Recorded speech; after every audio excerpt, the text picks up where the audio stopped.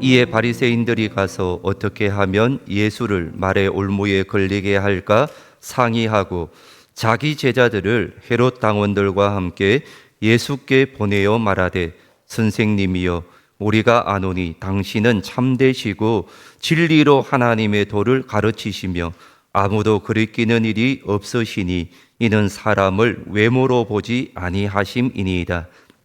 그러면 당신의 생각에는 어떠한지 우리에게 이루소서. 가이사에게 세금을 바치는 것이 옳으니까 옳지 아니하나이까 하니, 예수께서 그들의 악함을 아시고 이르시되, 외식하는 자들아, 어찌하여 나를 시험하느냐? 세금 낼 돈을 내게 보이라 하시니 데나리온 하나를 가져왔거늘, 예수께서 말씀하시되, 이 형상과 이 글이 누구의 것이냐? 이르되 가이사의 것이니이다. 이에 이르시되, 그런즉 가이사의 것은 가이사에게, 하나님의 것은 하나님께 바치라 하시니, 그들이 이 말씀을 듣고 놀랍게 여겨 예수를 떠나가니라. 아멘. 할렐루야. 오늘도 복된 주일 주님의 전에 나와 예배드리는 이 시간, 강력한 성령님의 임재하심과 은혜를 경험하는 축복의 시간이 되어질 수 있기를 소망합니다. 네, 오늘 말씀은 가이사의 것과 하나님의 것이라는 제목으로 그리스도인의 정체성에 대하여 함께 살펴보고자 합니다. 여러분, 그리스도인이 누구입니까? 그리스도인은 하늘에 속한 자인 동시에 땅에 뿌리를 박은 자들입니다. 그래서 때로 정체성에 대하여 혼란스러워합니다. 왜 그렇습니까? 세상 사람들과 다르기 때문입니다. 그래서 다르게 생각하고 다르게 행동해야 되는 것입니다.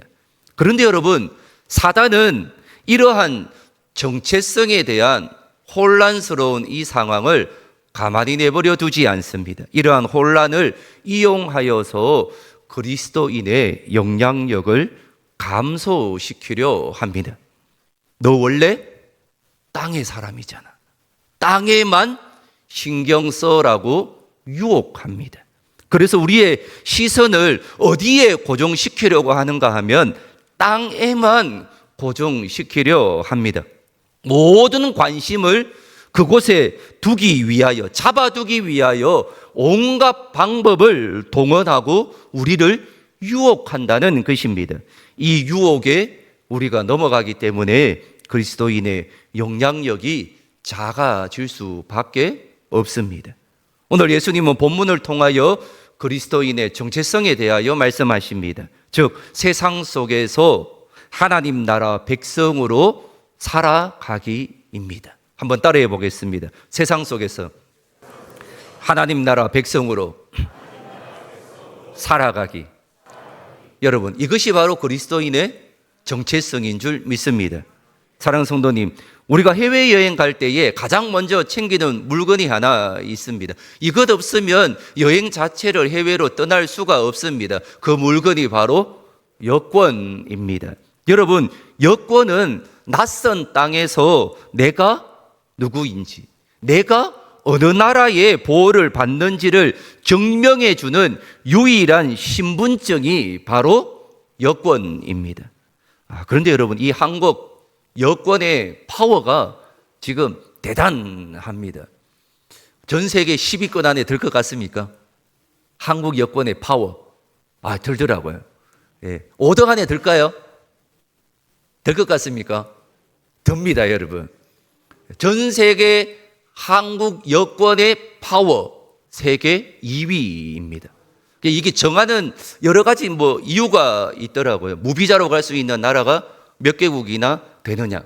그 나라에서 혹여나 거기서 살 수 있도록 그렇게 해서 온 사람은 없는지, 아니면 국력, 여러 가지를 생각하여서 매년마다 랭킹을 내는데, 올해 보니까 2026년도 지금 한국 여권이 세계 2위를 차지하고 있었습니다. 그래서 한국인으로서의 자부심과 정체성이 사실 지금 대단한 상황 가운데 있습니다. 그렇게 어느 나라에 가서도 한국인들을 다 반겨해 주곤 합니다.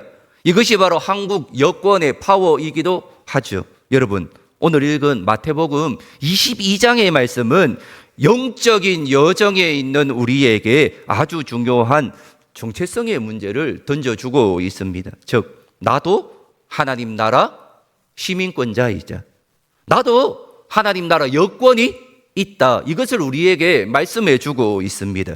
여러분, 하나님 나라의 여권의 파워는 이 세상의 그 어떤 것보다도 강력한 줄 믿습니다. 이 여권을 간직한 자가 바로 나인 줄 믿습니다. 그래서 나는 과연 누구인가? 나는 누구의 보호를 받는가? 나는 세상에 속한 사람인가? 아니면 하나님께 속한 사람인가? 이 질문에 대하여 예수님은 역사상 가장 지혜롭고 위대한 답을 오늘 우리에게 말씀하고 있습니다. 사랑하는 성도님, 오늘 본문은 예수님을 올무에 걸리게 하기 위하여 바리새인들의 제자들과 헤롯 당원들의 교묘한 질문으로 말씀이 시작되고 있습니다. 그런데 여러분, 우리는 여기서 아주 신기한 조합을 발견하게 됩니다. 여러분, 바리새인들이 누구입니까? 유대 민족주의자들입니다. 로마 제국의 지배를 끔찍히 싫어하는 자입니다. 반면에 헤롯 당원은 누구입니까? 로마와 결탁하여서 권력을 유지하는 친로마적인 집단이었던 것입니다. 평소라면 이 둘은 어떻겠습니까? 상종조차 하지 않는 집단들이었던 것입니다. 그런데 여러분, 이 두 그룹이 예수님을 공격하는 일에는 하나가 되어 찾아온 것입니다. 여러분, 사단의 공격은 항상 이렇습니다. 우리가 생각하는 그 이상의 것으로 우리를 유혹하고 있다는 것입니다. 이것을 통하여 깨닫게 되는 것이 있습니다. 그리스도인들은 각자의 생각이 다르지만, 성격과 모든 상황이 다르지만 하나님이 기뻐하는 일에 하나 되기 위하여 힘쓰는 존재가 되어야 되는 줄 믿습니다. 내 생각과 다르더라도, 내 방식과 다르더라도, 나의 계획과 다르더라도 하나님이 기뻐하는 일이라면 그 일에 한 마음으로 하나의 귀한 역사를 이루어갈 수 있는 도구로 쓰임받을 수 있기를 원합니다. 사랑하는 성도님, 그들은 먼저 간사하게 예수님을 무엇이라 부르면서 접근을 하게 됩니까? 예수님께 선생님이여라고 말하면서 존대하며 접근을 하고 있습니다. 상대방을 칭송함으로써 자신의 사악한 의도를 감추려고 하였던 것입니다. 그들의 모습에서 사탄의 강교함을 발견하게 됩니다. 여러분, 사탄의 유혹과 간사함은 항상 이렇게 우리에게 다가옵니다. 가장 달콤하게, 가장 듣기 좋게, 가장 미혹적으로 우리를 유혹한다라는 것을 기억하셔야 될 줄 믿습니다. 그래서 나도 모르게 그 유혹에 어떻게 되는 겁니까? 빠져들게 되어져 있습니다. 그러나 그들의 악함을 아셨던 예수님께서 도리어 그들에게 무엇이라 말합니까? 외식하는 자들이라고 부르셨습니다. 우리는 이 같은 사단의 강조한 올무에 빠지지 않기 위하여 하나님이 주시는 분별력과 하나님의 날마다 그 말씀에 의지하는 태도를 견지하며 나아가야 될 줄 믿습니다. 그리고 그들이 예수님께 질문을 하게 됩니다. 우리가 너무나 잘 알고 있는 질문을 던집니다. 17절 말씀에 이러한 질문을 던집니다. 가이사에게 세금을 바치는 것이 옳습니까? 옳지 않습니까? 라는 질문을 던지게 됩니다. 그들이 예수님께 로마 황제인 가이사에게 세금을 바치는 일이 옳은 일인지를 물었던 것입니다. 그런데 여러분, 이것은 단순한 세금 문제가 아니었습니다. 예수님을 죽이려는 치명적인 함정이었던 것입니다. 만약 예수님이 옳다라고 말씀하셨더라면 바리새인들은 이렇게 말했을 것입니다. 저 예수는 로마의 앞잡이다, 민족의 반역자다라며 말하며 유대 군중들을 선동하였을 것입니다. 반면에 여러분, 옳지 않다라고 말하였다라면 헤롯 당원들은 이렇게 말할 것입니다. 예수는 로마 황자에 대한 반역을 귀하는 자이다, 납세 반대자다, 이렇게 몰리면서 처벌을 받을 수 있는 상황이었던 것입니다. 이 대답도 못하고 저 대답도 못하는 상황 가운데 놓여져 있었던 것입니다. 이러한 상황에서 예수님은 그들의 사악한 의도를 아시고 이렇게 말씀하십니다. 19절 말씀에 세금 낼 돈을 내게 보이라라고 말합니다. 이때 여러분, 데나리온 하나를 가지고 오게 됩니다. 그리고 그들에게 이렇게 질문을 던집니다. 이 형상과 이 글이 누구의 것이냐라고 묻습니다. 이때에 그들이 가이사의 것입니다라고 대답을 하게 됩니다. 이때 시대를 초월하는 위대한 진리의 말씀을 선포하게 됩니다. 가이사의 것은 가이사에게, 하나님의 것은 하나님께 바치라라는 말씀을 하셨던 것입니다. 사랑하는 성도님, 국가에 대한 의무를 이행하는 것이 하나님께 대한 의무를 거스르는 것은 아닙니다. 국가에 대한 의무를 충실히 이행하는 것 자체가 하나님께 대한 의무를 다하는 것입니다. 여러분, 이것을 혼동하시면 안 됩니다. 왜 그렇습니까? 그리스도인은 이중 국적을 가진 자이기 때문입니다. 여러분, 우리는 어디에 속한 자입니까? 하늘에 속한 자이면서 이 땅에 뿌리를 받고 사는 존재임을 날마다 기억하셔야 합니다. 예수님은 가이사의 것은 가이사에게 주라라고 말씀하셨습니다. 여러분, 이 말씀은 우리가 발을 딛고 살아가는 이 세상, 이 국가, 이 사회의 질서와 의무를 부정하지 않으셨던 것입니다. 따라서 여러분, 하나님께 대한 의무를 다하는 것이 이거와 동시에 이 땅에서의 의무도 충실히 다 잘 감당해야 될 줄 믿습니다. 그것이 바로 천국 시민답게 사는 것입니다. 그래서 우리는 이 나라와 이 민족, 비록 믿지 않는 지도자라도 그 지도자를 위하여 우리는 항상 어떻게 해야 합니까? 기도해야 될 줄 믿습니다. 이것이 바로 믿음의 그리스도인의 태도입니다. 그런데 여러분, 가끔 신앙생활을 하다 보면 열심히 신앙생활 하는 분 중에 나는 천국 백성이니까 세상 일은 아무렇게 해도 상관없어라며 극단적인 이원론에 빠진 분들이 많이 있습니다. 그래서 한쪽으로 치우치게 된다는 것입니다. 때로는 국가의 법을 대수롭지 않게 여기는 자도 있습니다. 직장에서나 사회에서 책임을 다하지 않으면서 이렇게 말합니다. 나는 교회 일만 열심히 하면 돼라는 생각으로 살아가는 자가 있습니다. 여러분, 전혀 성경적이지 않습니다. 성경적인 가르침이 아닙니다. 사랑하는 성도님, 그리스도인은 하나님 나라의 의무를 우선시해야 하지만 그렇다고 해서 세상 나라의 의무를 무시해서는 안 됩니다. 그렇기에 우리에게 주어진 의무를 잘 감당해야 될 줄 믿습니다. 여러분, 우리에게 준 국가에 대한 4가지의 의무가 있지 않습니까? 그런데 이단 중에 한 이단은 국방의 의무를 어떻게 합니까? 지지 말아야 된다라고 말합니다. 그러나 우리는 이 이중 국적을 알게 있기 때문에 우리에게 주어진 4대 의무, 국방의 의무, 납세의 의무, 교육의 의무, 근로의 의무를 그 누구보다도 어떻게 해야 되는 겁니까?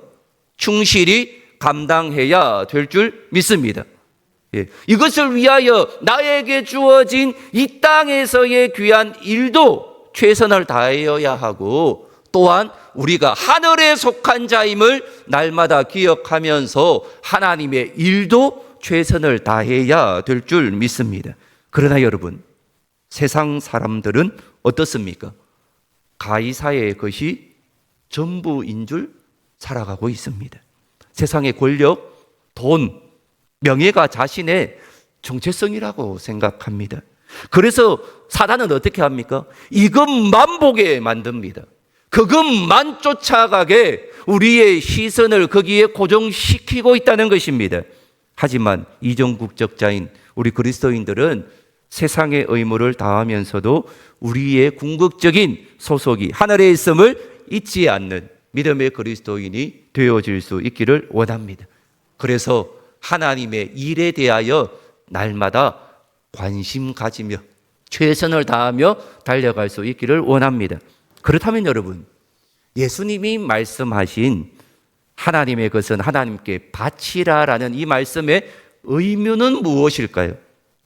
예수님이 동전을 들고 이 형상이 누구의 것이냐라고 물었을 때에 여러분, 동전에는 누구의 형상이 새겨져 있었습니까? 당시 로마 총독인 티베리우스의 얼굴, 즉 가이사의 형상이 그 동전에 새겨져 있었던 것입니다. 그렇다면 여러분, 여러분에게 묻습니다. 하나님의 형상은 어디에 새겨져 있습니까? 동전에 새겨진 형상은 가이사의 형상이었습니다. 그러면 하나님은 묻습니다. 하나님의 형상은 어디에 새겨져 있느냐라고 묻습니다. 창세기 1장 27절은 이렇게 말씀합니다. 하나님이 자기 형상, 곧 하나님의 형상대로 사람을 창조하시되 남자와 여자를 창조하시고라고 말씀하십니다. 그렇습니다. 하나님의 형상이 새겨진 곳은 그 동전이 아니라 바로 우리 자신, 우리의 영혼과 생명인 줄 믿습니다.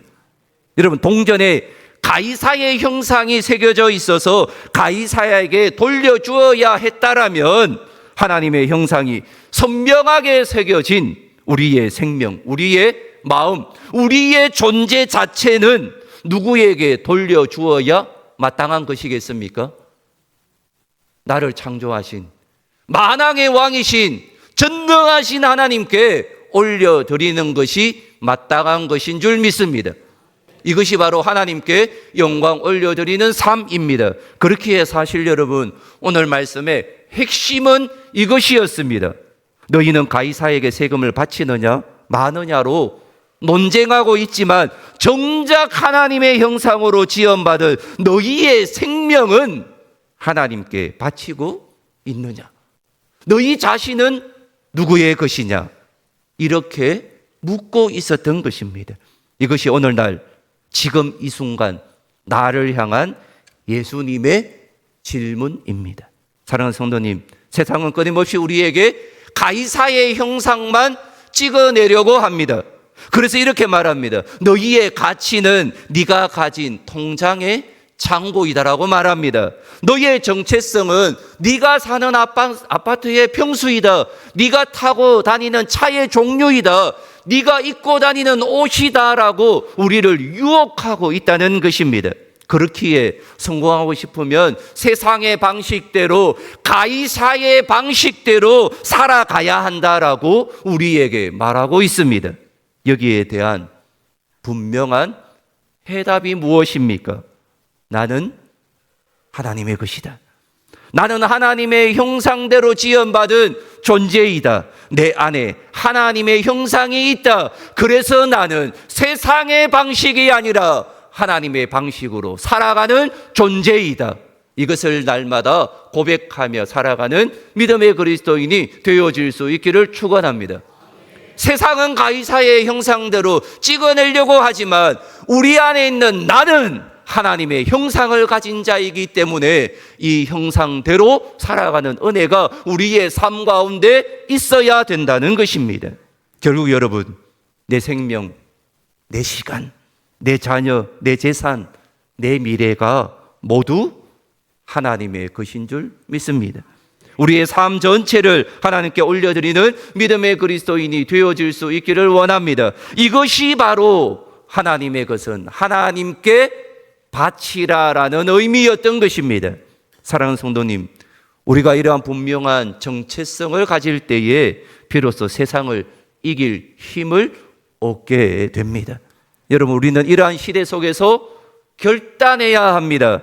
직장에서 상사에 부당하고 비성경적인 지시가 내려올 때에 세상의 편법을 써야만 이익을 얻을 수 있는 유혹의 순간에 우리는 이 말씀을 기억해야 합니다. 어떤 말씀입니까? 가이사의 것은 가이사에게, 하나님의 것은 하나님께 바치라는 이 말씀을 온전히 기억하시기를 원합니다. 사랑하는 성도님, 한 주간 살아갈 때 이렇게 선포하며 살아갔으면 좋겠습니다. 내 안에 하나님의 형상이 있다. 나는 하나님의 것이다. 내 생명과 나의 하루는 하나님께 바쳐진 거룩한 산 제물이다. 그렇기에 나는 하나님의 형상대로 살아가야 한다. 이 고백이 우리 사랑하는 사랑성교회 모든 성도님의 고백이 되어질 수 있기를 소망합니다. 이 놀라운 그리스도의 정체성을 가지고 세상 속에서 당당하게 승리하며 우리의 전부를 하나님의 기쁨으로 올려드리실 수 있는 귀한 성도님이 되어질 수 있기를 축원합니다.